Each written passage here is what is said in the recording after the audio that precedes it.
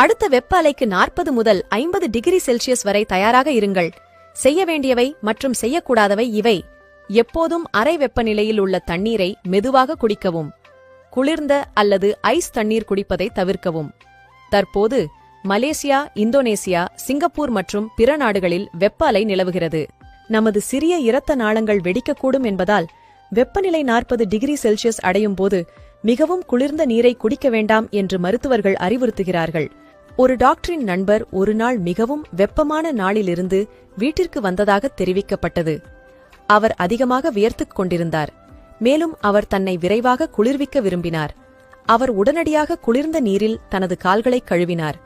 திடீரென்று அவர் சரிந்து விழுந்தார். மருத்துவமனைக்கு கொண்டு செல்லப்பட்டார். வெளியில் வெப்பம் 38 டிகிரி செல்சியஸ் அடையும் போது வீட்டிற்கு வந்ததும் குளிர்ந்த நீரை குடிக்காதீர்கள். வெதுவெதுப்பான நீரை மட்டும் மெதுவாக குடிக்கவும்.